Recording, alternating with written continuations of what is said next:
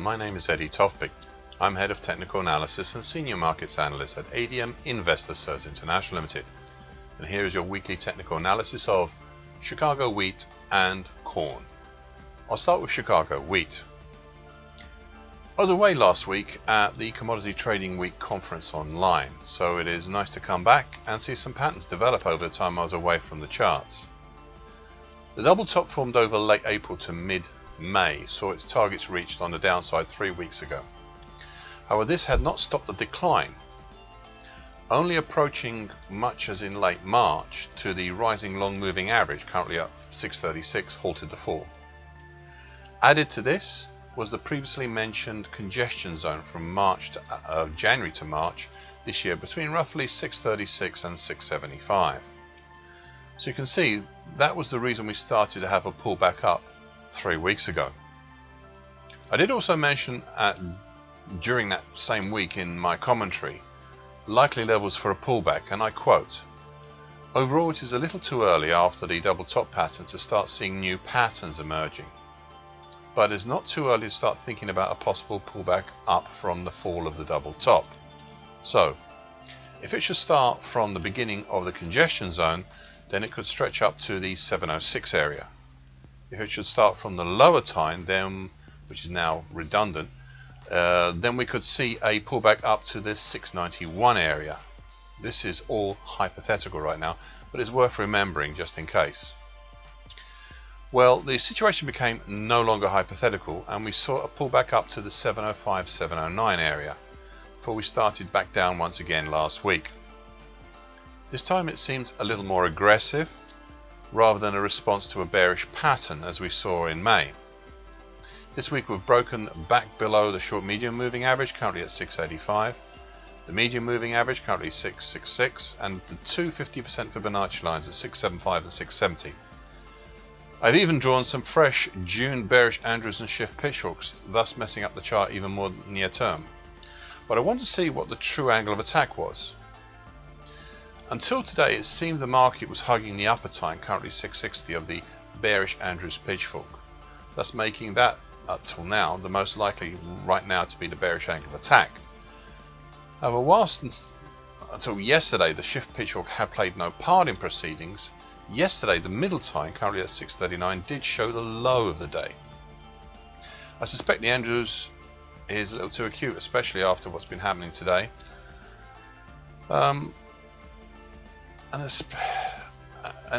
The move down to test the long moving average rather than the bearish Shift pitchfork may provide the bearish angle of attacks after next week, as the upper time of the Andrews pitchfork crashed into the long moving average midweek, and that could be that.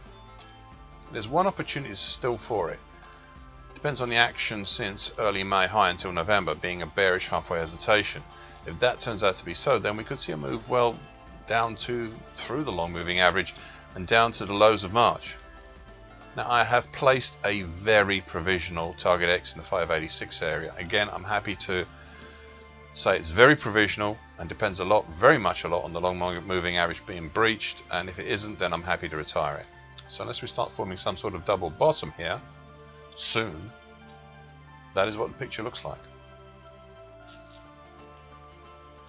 Chicago corn. 3 weeks ago, the market took a further trip low with a key reversal down and bearish engulfing pattern on that Tuesday. Yet this drop did not hold, as the very next day we had a hammer pattern, usually seen as a bullish reversal, and based on the important combination of the 2014 high, the 61.8% absolute Fibonacci line, both at 525, then the day after a big bullish white Mariposa back up. The drop was interesting because of where it held and the closes. I've already mentioned the low of the market at 525, but price also fell to close below the 2021 uptrend, currently at 546, despite breaching it. We only really had the one clear close below the significant August 2020 to date uptrend, currently at 566. As I said 3 weeks ago, one of these two may soon play a more significant role. This is because one of them may be the uptrend for a possible bearish bump and run reversal top pattern.